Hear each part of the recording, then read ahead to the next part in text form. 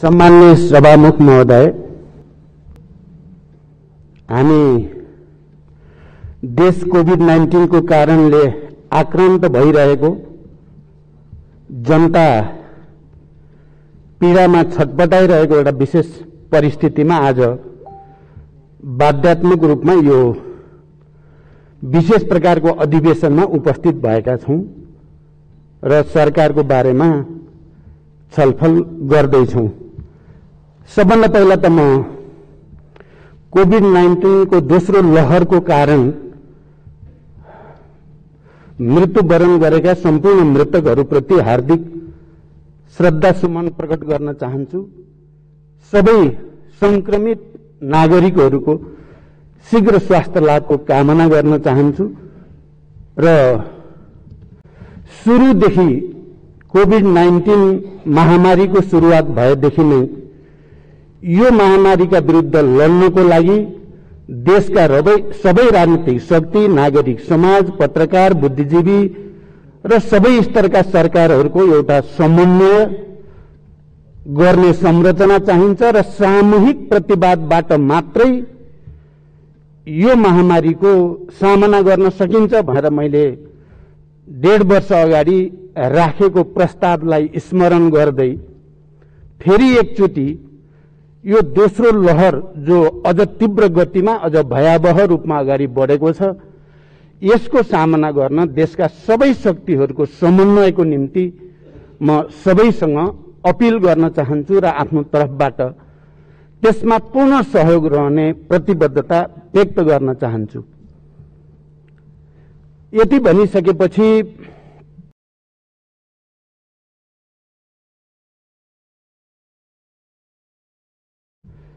सरकारको तर्फबाट भर्खरै प्रधानमन्त्रीजीले विश्वासको मतको निम्ति आग्रह गर्नुभएको छ सदनको अगाडि। अघि यहाँ प्रस्तुत पनि भयो। मलाई लाग्छ प्रधानमन्त्रीजीलाई राम्रोसँग थाहा छ कि यो सदनले उहाँलाई विश्वासको मत दिँदैन। यो कुरा मलाई विश्वास छ प्रधानमन्त्रीजीले राम्रोसँग बुझ्नु भएको छ। बुझ्दा बुझ्दै पनि गर्नु भएको छ। यो उहाँको एउटा लोकतान्त्रिक अधिकार भित्रकै कुरा भएको मन्त्रीजीको अपिललाई त म एउटा लोकतान्त्रिक अधिकारको निम्ति सम्मान नै गर्न चाहन्छु। तर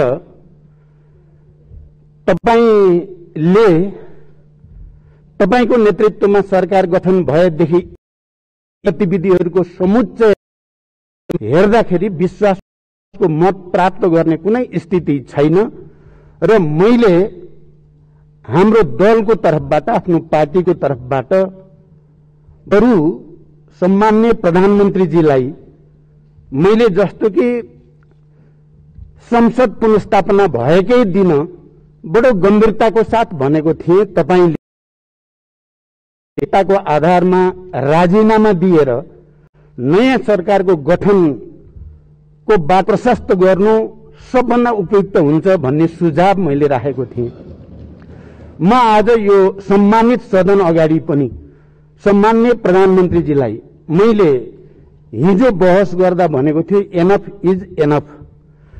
तपाईले अहिले पनि राजीनामा दिएर नयाँ सरकार गठनको निम्ति बाटो प्रशस्त गरिदिनु नै लोकतान्त्रिक मूल्य मान्यता, संविधानको मर्म भावना अनुकूल हुन्छ भनेर म तपाईलाई सुझाव राख्न चाहन्छु। म आज संविधान बनाउने बेलाको स्थितिबारे थोरै यो सम्मानित सदनको ध्यान आकर्षित गर्न चाहन्छु। सभामुख महोदय, हामीले विगत धेरै वर्षको संसदीय अभ्यासमा देखिएका विसंगतिहरू, विकृतिहरू र समस्याहरू, अराजकता र थुप्रै चीजहरूलाई विचार गरेर नै संविधानमा हामीले कम्तीमा एउटा सरकार गठन भइसकेपछि त्यसले निश्चित अवधि निर्वाध रूपमा काम गर्ने अवस्था बनोस् भनेर व्यवस्था गर्यौं। सकेसम्म एउटा सरकार निर्वाचित भएर गठन भइसकेपछि त्यसले 5 वर्ष काम गर्ने वातावरण बनोस् भनेर नै संविधानको 76 1 2 3 4 5 भनेर जे प्रावधानहरू संविधानमा राखियो त्यो संविधान बनाउने बेलाको हामी सबैको चिन्ता चासो र तत्परता केमा थियो भने इतिहासका विसंगतिहरूको पुनरावृत्ति हुन नपाओस्, अबको नेपाल एउटा स्थायित्वतिर जाओस्, संघीय लोकतान्त्रिक गणतन्त्र नेपाल र नयाँ संविधान अनुसारको नेपाल विकास र समृद्धिको नयाँ युगतिर निर्बाध रूपले जाने वातावरण बनोस् भनेर नै त्यो कुरा राखिएको थियो। आज म सरकारलाई विश्वासको मत नदिने पक्षमा अथवा विश्वासको मतको विपक्षमा बोल्दै गर्दा मैले संविधान निर्माणको त्यति बेलाको हामी सबैको चासोप्रति एकचोटि सबैको ध्यान आकर्षित गर्न आवश्यक सम्झे।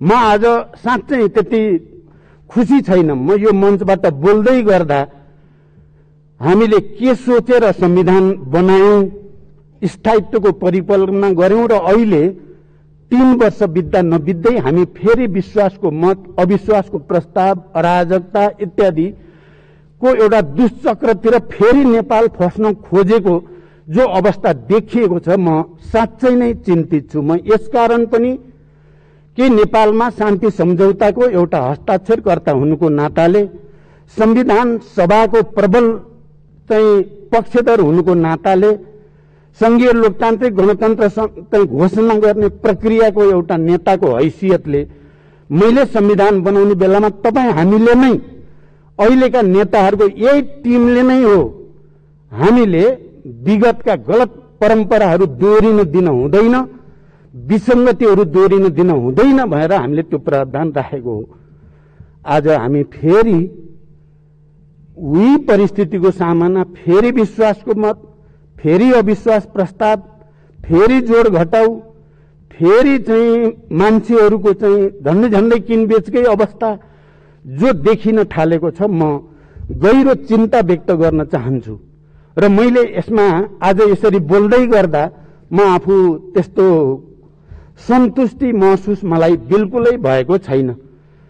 दोस्रो, मैले यहाँ राख्दै गर्दा हामीले संविधान बनायौं, हामी सबैलाई थाहा छ धेरै प्रतिकूलतासँग जुधेर संघीय लोकतान्त्रिक गणतन्त्रको हामीले संविधान बनाएको हो।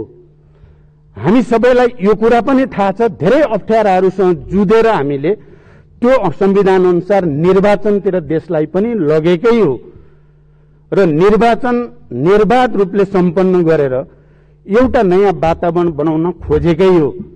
मैले किन यो कुरालाई जोड दिएर भन्न चाहेको छु भने म त्यस्तो पात्र हुनुको नाताले पनि यो सम्मानित सदनलाई मैले भन्नुपर्छ भन्ने लागेको छ सम्माननीय सभामुख महोदय, कि मैले अब देशमा फेरि अराजकताको स्थिति नआओस् भनेर नै मैले वाम गठबन्धनको मैले प्रस्ताव राखेको हो। सम्माननीय प्रधानमन्त्रीजी को अगाडि मैले गठबन्धनको प्रस्ताव राख्ने पहिलो पात्र म हो र अनि कम्युनिस्ट आन्दोलनलाई एकताबद्ध गरौं भनेर पहिलो प्रस्ताव लिएर जाने पनि मै नै हो र सम्माननीय प्रधानमन्त्रीजीलाई तपाई नै प्रधानमन्त्री हुने हो भनेर पहिलो संविधान घोषणा भइसकेपछि प्रस्ताव गर्ने उहाँलाई प्रधानमन्त्रीको रूपमा पनि म नै हो। वाम गठबन्धन र कम्युनिस्ट एकताको संकल्पपछि उहाँलाई प्रधानमन्त्रीको प्रस्ताव गर्ने पनि म नै हो। तर आज यो एउटा विडम्बना भन्नुपर्छ, 3 वर्ष बित्दा नबित्दै कम्युनिस्ट एकता पनि छेद विच्छेद जस्तो हुन पुगेको, संविधान पनि बडो चाहिँ नराम्रोसँग चिथोरिएको, कोपरिएको र त्यो संविधानलाई नै कोरोना लाए जस्तो अहिले देश र समाज त कोरोनाले आक्रान्त छँदैछ। हाम्रा गतिविधिले, खास गरी सरकारका गतिविधिका कारणले संविधानलाई पनि कोरोना लाए जस्तो, आईसीयूमा राखे जस्तो अवस्थाबाट हामी गुज्रिन परेको छ। मैले त्यो पात्रको हैसियतले मैले यो सम्मानित सदन समक्ष एकचोटि हामी सबैले गम्भीर रूपले विचार गरौं, यसको निम्ति प्रमुख जिम्मेवार को? प्रधानमन्त्रीजीले अहिले धेरै सकारात्मक कुरा पनि आफ्नो नेतृत्वमा भएको कुरा राख्नुभयो। त्यसको फेयर स्थितितिर त म जान चाहन्न। तर आज देशमा जुन सङ्कटहरू देखा परेको छ, संविधानमाथि सङ्कट, राष्ट्रिय स्वाधीनता माथिका समस्याहरू, लोकतान्त्रिक प्रणालीमा सङ्कट, कम्युनिस्ट आन्दोलनमा सङ्कट, एकताको एउटा महान र असाधारण पहल कदमीमा सङ्कट मुख्य रूपमा कसको कारणले आयो प्रधानमन्त्रीजी? के तपाईँ छातीमा हात राखेर आत्मसमीक्षा गर्न तयार हुनुहुन्छ? तपाईले कहिलेकाहीँ बोलेको सुन्छु म प्रचण्डलाई राष्ट्रिय समस्या नै भयो भनेर। म हो राष्ट्रिय समस्या कि तपाईँ हो राष्ट्रिय समस्या? बहस गरौँ भन्न पनि म चाहन्छु। मैले संविधान बनाउने र तपाईलाई प्रधानमन्त्री प्रस्ताव गर्नु म राष्ट्रिय समस्या भएर हो? वाम गठबन्धन र कम्युनिस्ट एकताको प्रस्ताव लिएर तपाईलाई फेरि प्रधानमन्त्री प्रस्ताव गर्ने म राष्ट्रिय समस्या भएर हो? मैले तपाईसँग पार्टीभित्र बहस गर्दा कहिले तपाईको कुन कार्यक्रमलाई मैले कहाँनिर व्यवधान गरेँ? तपाईले ठोस रूपमा कुनै जवाफ दिन सक्नुहुन्छ? मलाई लाग्छ तपाईसँग जवाफ छैन, तपाईसँग तथ्य छैन, तपाईसँग आधिकारिक र प्रामाणिक तर्क पनि छैन भन्ने मेरो विश्वास छ। बरु यसको निम्ति तपाईँ नै जिम्मेवार हो। तपाईले वाम गठबन्धन र कम्युनिस्ट एकताको पछाडिको राजनीतिक स्थायित्व, विकास र समृद्धिको हाम्रो सपनालाई तपाईले डे वानदेखि नै तुहाउनेतिर लाग्नुभयो भन्ने मेरो आरोप छ तपाईमाथि। हामी छलफल गर्दै थियौं, पार्टीभित्र बहस हुँदै थियो, विवाद हुँदै थियो।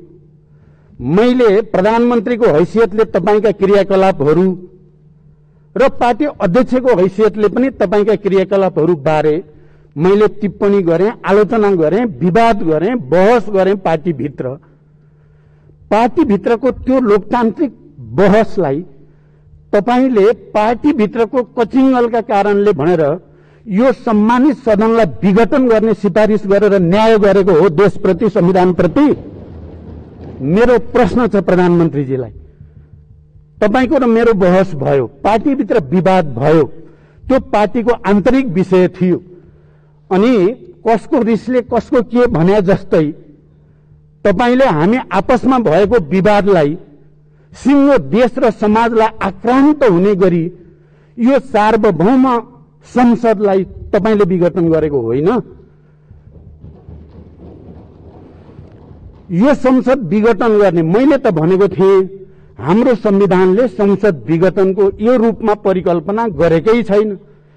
त्यहाँ यो असंवैधानिक छ, अलोकतान्त्रिक छ, स्वेच्छाचारी छ, निरङ्कुश छ, यसलाई स्वीकार गर्न सकिँदैन। मैले मान्य सदस्यहरूसँग त्यति बेला भनेको थिएँ, प्रधानमन्त्रीजीले त हामी मान्य सदस्यहरू अब मर्यौ तिमीहरू छैनौ भन्नुभएको छ, तर संविधानले हामीलाई मारेको छैन, हामी जिउँदैछौँ। मैले साथीहरूलाई भने, मान्य सदस्यहरू हामी मर्यौं भन्ने नठान्नु होला, हामी जीवितै छौँ, संविधानले हामीलाई मारेको छैन। प्रधानमन्त्रीजीले मात्रै आफ्नो अहंकारको कारणले, दम्भको कारणले या आफ्नो गलत प्रवृत्तिका कारणले जबरजस्ती तिमीहरू मर्यौ भनिदिनु भए मात्रै हो। हामीले आफैले आफू मर्यौं भन्ठान्यौं भने त हामी मर्यौं, हामी मरेको छैनौं भनेर हामी अगाडि बढ्यौं भने हामी फेरि बिउतेकै हुन्छौं, जीवितै हुन्छौं। आज यो सदनमा प्रधानमन्त्रीजीले विश्वासको मत माग्नु भएको छ। यो सदनमा मलाई लाग्छ उहाँ तपाईले विश्वासको मत माग्ने पनि नैतिक अधिकार छ र प्रधानमन्त्रीजी यो सदनसँग, यी मान्य सदस्यहरूसँग तपाईलाई त्यो अधिकार छ र नैतिक रूपले? म अझ अनौठो कुरा के मान्छु भने प्रधानमन्त्रीजीले खालि यो विघटन गरेको सिफारिस सर्वोच्च अदालतले पुनर्स्थापना गरिदियो, त्यसकारण उहाँले स्वीकार्नु भयो होला भन्ने म ठान्थे। तर एक दिन सम्माननीय राष्ट्रपतिजीले बोलाएको सर्वदलीय बैठकमा प्रधानमन्त्रीजीको अभिव्यक्ति सुनेपछि चाहिँ प्रधानमन्त्रीजी त्यो अदालतको फैसला मान्न तयार हुनुहुन्न, त्योसँग सहमत हुनुहुन्न भन्ने कुरा उहाँले प्रष्टसँग राख्नुभयो। त्यसकारण आज यदि तपाईले यो विश्वासको मत प्राप्त हुँदैन, त्यसपछि म संविधानको अर्को धारामा जान्छु, त्यसपछि म फेरि यो सदनलाई विघटन गर्छु र फेरि मध्यावधिमा जाने प्रयोजनको निम्ति आउनुभएको त होइन। जनताले प्रश्न गरेका छन्, तपाईमाथि आशंका गरेका छन्, कहीँ कतै तपाईँ फेरि यो विघटनको पक्षधर भएको हुनाले त्यही विघटनको बाटो बनाउनको निम्ति तपाईँ यो विश्वासको मत लिने काम गर्नुभएको त होइन। म एक दुईटा प्रश्न यो सम्मानित सदन समक्ष राख्न चाहन्छु। सभामुख महोदय, यदि प्रधानमन्त्रीजीले इमान्दारिता साथ र जिम्मेवारी पूर्वक नै विश्वासको मत लिन चाहेको हुन्थ्यो भने जति बेला अदालतले हामी दुई पार्टीलाई अलग अलग बनाइदियो, देन एन्ड देयर तुरुन्तै उहाँले 30 दिनभित्र विश्वासको मत लिन जानु पर्थ्यो। सही कुरा, लोकतान्त्रिक कुरा त्यही नै हुन्थ्यो, किनकि 76 को 2 मा सरकार गइसकेपछि 76 को 2 को सरकार भन्ने बनाइसकेपछि 2 अनुसारको सरकारलाई माओवादी केन्द्रले समर्थन गरेकै थिएन। गरेकै हुन्थ्यो भने पनि तपाईँ विश्वासको मतमा त जानै पर्थ्यो, किनकि तपाईँ 76-1 बाट 76-2 को प्रधानमन्त्री भइसकेपछि तपाईँ विश्वासको मत लिन जानु पर्ने ठाउँमा तपाईले के भनिराख्नुभयो भने समर्थन फिर्ता किन नलिएको, समर्थन फिर्ता किन नलिएको भनिराख्नुभयो। यही रोस्टमबाट हाम्रो दलको प्रमुख सचेतक माननीय देव गुरुङले हामीले समर्थन गरेकै छैन, 30 दिनभित्र सम्माननीय प्रधानमन्त्रीले विश्वासको मत लिनुपर्ने संवैधानिक व्यवस्था हो भनेर आधिकारिक रूपमा हाम्रो धारणा राखी पनि सकिया थियो। तर तपाईले पटक पटक भनि के राख्नुभयो भने समर्थन फिर्ता किन नलिएको, समर्थन फिर्ता किन। तपाईले समर्थन छिटो फिर्ता लिइदिएदेखि तपाईँ फेरि यसलाई विघटन गर्नुहुन्छ कि भन्ने डरले हामीले समर्थनलाई रोकेर राखेको मात्रै हो। तपाईलाई यो कुरो राम्रोसँग थाहा छ, यहाँ कुनै जाल झेलको कुरा होइन, सिधा सिधा कुरा छ। तर अब खोइ अहिले के महसुस गर्नुभयो तपाईले र विश्वासको मत लिन अगाडि आउनुभयो अनि हामीले पनि जे यथार्थ हो त्यो कुरा भन्यौं र हाम्रो समर्थन नरहेको कुराको जानकारी हामीले संसद सचिवालयलाई गराएका छौं। यस अर्थमा तपाईले यो विश्वासको मत लिने कुरा पनि स्वाभाविक लाग्दैन, प्राकृतिक लाग्दैन, तर्कसंगत पनि लाग्दैन, अलिकति नाटकीय जस्तो लाग्छ मलाई चाहिँ। दोस्रो कुरा, तपाईले जो अधिवेशन बोलाउँदा जो तरिका अपनाउनु भयो त्यो तरिका पनि लोकतान्त्रिक होइन भन्ने मेरो बुझाइ छ। किनभने नियमित अधिवेशन बस्नै पर्ने थियो। अब बजेट अधिवेशन, नीति कार्यक्रम, प्री बजेट छलफल गर्नुपर्ने बेलामा नियमित अधिवेशन बोलाएर त्यसैमा विश्वासको मत लिए हुन्थ्यो नि त। तपाईँ कहीँ ती सबै कुरा छल्नको निम्ति यो बोला त होइन भन्ने प्रश्न पनि गम्भीर रूपले उठेकै छ। तपाईँ लोकतान्त्रिक संस्था, प्रक्रिया, पद्धति र परम्परालाई छलेर अर्कै केही गर्न खोज्नु भयो हो कि भन्ने आशंका पनि मानिसहरूलाई भएको छ। किनकि विशेष अधिवेशन बोलाउने कुरा हाम्रो अहिलेको संविधानले एउटा त नियमित अधिवेशन तपाईको प्रधानमन्त्रीको सिफारिसमा राष्ट्रपतिले बोलाउने प्रावधान छ अधिवेशन बोलाउने बारे। दोस्रो, विशेष अधिवेशन बोलाउन 25% मान्य सदस्यहरूले माग गरेमा निश्चित प्रक्रिया अनुसार राष्ट्रपतिले अधिवेशन बोलाउने बाहेक प्रधानमन्त्रीले विशेष अधिवेशन प्रधानमन्त्रीका हैसियतले बोलाउने कुराको त्यति परिकल्पना गरेको मैले संविधानमा बुझेको छैन। तर तपाईले बोलाइदिनु भयो। तपाईले के समातेर बोलाउनु भयो? 101 प्रधानमन्त्रीले चाहेको बेलामा विश्वासको मत लिन सक्ने छन् भन्ने जो प्रावधान छ त्यो प्रावधानलाई तपाईले प्रयोग गर्नु भएको देखियो। अब तपाईले त्यो प्रयोग गरेको देखिएपछि हामी यसमा सहभागी हुने कुरामा त हाम्रो विमति होइन। तर तपाईले अपनाएको प्रक्रिया लोकतान्त्रिक छ, संविधान सम्मत छ। म प्रधानमन्त्रीजीलाई एकचोटि अलि गहिरो गरी विचार गर्न विशेष अनुरोध गर्न चाहन्छु। कहीं यहाँ पनि तपाईले जसरी सदनलाई गलत ढंगले असंवैधानिक अलोकतान्त्रिक र अलि स्वेच्छाचारी ढंगले विघटन गर्नुभएको थियो, त्यही रणनीति अन्तर्गत तपाईले यो गरे त होइन भन्ने प्रश्न चाहिँ मानिसहरूको दिमागमा छ, मेरो दिमागमा पनि छ। अब कामहरूको कुरा गर्दा मैले अघि सुरुमा पनि भने, प्रधानमन्त्रीजी तपाईलाई यति ठूलो ऐतिहासिक अवसर प्राप्त थियो। मैले भन्दा त तपाईलाई त्यो अप्रिय लाग्छ। म जस्तो लचिलो, म जस्तो उदार, म जस्तो भावुक मान्छेको सहयोगमा तपाई दुईचोटि प्रधानमन्त्री प्रस्तावित हुनुभयो। तपाईका थुप्रै कुरा मैले सहेरै हिँडिराखेकै थिएँ। तपाई कुरा गर्न सिपालु हुनुहुन्छ। म तपाईको क्षमता पनि मलाई थाहा छ। तपाईले मेरो र तपाईको अन्तर के रहेछ भने, म मनमा जे छ मुखमा त्यही आइहाल्छ, मेरो अनुहारमा नि त्यो आउँछ। तपाई मनमा एउटा, अनुहार र मुखमा अर्को गर्न सक्ने क्षमताको मान्छे चाहिँ तपाई हो रहेछ क्या। नत्र मैले तपाईलाई भन्ने गर्थे, मलाई त अलिकति फकिने मान्छेलाई हिजो हामीले गरेको सहमति समझदारी मैले तोड्या हो र प्रधानमन्त्रीजी। पालो पालो अध्यक्ष, पालो पालो प्रधानमन्त्री मैले तोडे।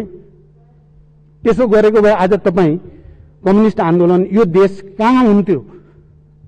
यो सबै दृष्टिकोणले हेर्दा कहीं न कहीं सत्तामा बसिसकेपछि तपाईमा जुन दम्भ अहंकार देखा पर्यो, तपाई सबैतिर कस्तो अनौठो भयो क्या। यो एउटा कस्तो मनोदशा, मनोग्रन्थि तपाईमा विकास भयो, सबैतिर चकाचौध राम्रो मात्रै भइरहेछ भन्ठान्नु भयो तपाईले।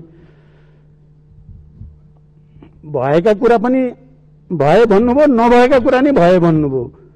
कोभिडकै कुरा गरौँ न। दोस्रो लहर सुरु हुन लागिसकेका थियो, त्यसका संकेतहरू देखिसकिया थिए। तपाई नै होइन, ठूला समारोह, रथ यात्रा, हजारौंका जुलुस लिएर हिँड्नु हो, त्यहीबाट वात्तै फैलिएको होइन। तपाई प्रधानमन्त्री जस्तो मान्छेले अनुशासनमा नबसिदिएपछि, कोभिड कन्ट्रोल गर्नको निम्ति आत्मअनुशासन पालन नगरिदिएपछि अरूलाई भन्ने नैतिक अधिकार कसरी हुन्छ? रथ यात्रा अलि पछि गरे हुँदैन थियो। मैले त तपाईलाई भनेकै छु, मेरो निर्वाचन क्षेत्रमा अयोध्यापुरी बनाउने भनेर तपाईँ अगाडि बढ्नु भएको छ। म पनि गएर हेरेँ, मलाई त खुसी छ। मेरो निर्वाचन क्षेत्रमा एउटा ठूलो धार्मिक पर्यटकीय स्थल बन्न लाग्यो। तर तपाईलाई यो कोभिड-19 को दोस्रो लहर सुरु हुन लागेको बेला हजारौं मान्छे जम्मा गर्ने गरी यति बेलै गर्न पर्या थियो त? अलि पछि गरे पनि हुन्थ्यो। तपाईले थुप्रै शिलान्यास र उद्घाटन गर्नुभएको छ, जसको कयौंको त न बजेटको ठेगान छ, न ठाउँको ठेगान छ, न कुनै कार्ययोजना छ। तर तपाईले शिलान्यास गरिदिनु भयो बालुवाटार बसेर। सब शिलान्यास 165 वटा रणनीतिक रोड। तर तपाईले एउटा कुरा त बिर्सिनु भएन कि 12 वटा स्मार्ट सिटीको कुरा गर्नुभयो। सबै स्मार्ट सिटी त को कुरा हो, तर उहाँले के कुरा बिर्सिनुहुन्न भने भरतपुर चाहिँ हुनुहुन्न भन्ठान्नुहुन्छ उहाँले। चितवन चाहिँ हुनुहुन्न, प्रचण्डको क्षेत्र चाहिँ हुनुहुन्न भने यस्तो पूर्वाग्रह तपाईले किन राख्नुभयो? मेरो प्रश्न छ तपाईलाई। त्यही स्मार्ट सिटी पनि त्यति पूर्वाग्रही तपाईँ हुनु पर्थ्यो र? माने यो सबैले तपाईले आत्मसमीक्षा गर्नुपर्दछ भन्ने म ठान्दछु। अब आज विश्वासको मत लिन तपाईँ यहाँ अपिल गर्दै हुनुहुन्छ सम्मानित सदन, त्यस्तो सदन जसलाई तपाईले विघटन गर्नु भएको थियो र विघटन गरेको अहिले पनि तपाईलाई सही भन्ने लागिरहेको छ। गलत गरे भन्ने तपाईलाई लागेको छैन। सर्वोच्चले भन्नुस् कि जसले सुकै भन्नुस्, तपाईलाई बेठिक लागेको छैन मनमा र तपाईँ मौका पाएपछि यसलाई फेरि विघटन गर्छु भन्ने भएको देख्छु म गलत छु भने भन्नु होला। अब आज तपाईलाई विश्वासको मत लिनु थियो भने हिजो तपाईले अध्यादेश मार्फत संवैधानिक परिषदको बैठक किन गर्न पर्या थियो? यो विश्वासको मत लिएर गरे पनि त हुन्थ्यो परिषदको बैठक। यसबाट के देखिन्छ भने तपाईलाई भरोसा छैन, विश्वासको मत त मैले पाउने होइन। त्यसो भएपछि मैले कब्जा गर्न सक्ने जति संवैधानिक संरचना कब्जा गरिहालौं भन्ने मनसायले काम गरेन भनेर कसरी भन्ने? तपाईको मनभित्र त्यो छैन भनेर कसरी भन्ने? त्यसकारण यी सबै क्रियाकलापबाट तपाईले भन्नु त हुन्थ्यो, फेरि तपाईको केही कुरा म स्मरण पनि गर्छु। संविधान बनाउने बेला नै तपाईले भन्ने गर्नुहुन्थ्यो, समावेशी समानुपातिक भन्यो भने तपाईलाई थोरै थोरै इरिटेसन भएको म देख्थे। संघीयताको कुरा मन पर्या त होइन, आधी हुरी आयो मान्ने भन्नुहुन्थ्यो तपाईले। तपाई पावरमा भइसकेपछि यस सबलाई चाहिँ म चाहिँ मिचेर देखाउँछु भन्ने आयो क्या तपाईलाई? तपाईलाई चाहिँ म ओरिजिनल म भने त अर्कै हुँ भन्ने पो आयो कि तपाईलाई? हामीले त तपाईमा रूपान्तरण आओस् र एउटा नयाँ प्रक्रियामा नयाँ युगतिर देश जाओस्, स्थायित्वतिर जाओस्, सामाजिक न्यायतिर जाओस् भन्ने चाहेको हो। तपाईले भनिराख्नु भएको छ, प्रधानमन्त्रीजी धेरै कुरा भनिराख्नुहुन्छ। हरेक पटक यति झुलुङ्गे पुल, यतिवटा पुल, यति किलोमिटर बाटो, यति चाहिँ स्वास्थ्य सामग्री, यति डिजिटलाइजेसन, यति चाहिँ गरे भन्नुहुन्छ। तर फिल्डमा जनताले त्यो महसुस गर्दैनन्, त्यस्तो गरेका छैनन्। बरु कोभिड लागेपछि पनि स्वास्थ्य सामग्रीमा भ्रष्टाचार भएकै कुरो खाली कसैले तपाईलाई आरोप लगाएको मात्रै कुरा होइन यो। अब तपाई नै हो पनि म भन्दिनँ, मैले त्यसरी पनि भनेको छैन। तर यही सदनको सम्मानित समितिहरूको निर्णय छन्, तिनीहरूले भनेका छन् भ्रष्टाचार भयो, कमिसनको खेल भयो भनेकै छन्, लोकतान्त्रिक पद्धति अनुसारै भनेका छन् र जनतालाई त्यो शंका छ। अहिले पनि कमिसनको खेल 105 वाला खेल भएको र त्यसले गर्दा कयौं सामग्री आउनमा व्यवधान भएको कुरा स्थापित भएकै छ। यो चीज प्रति तपाई कति गम्भीर हुनुभयो?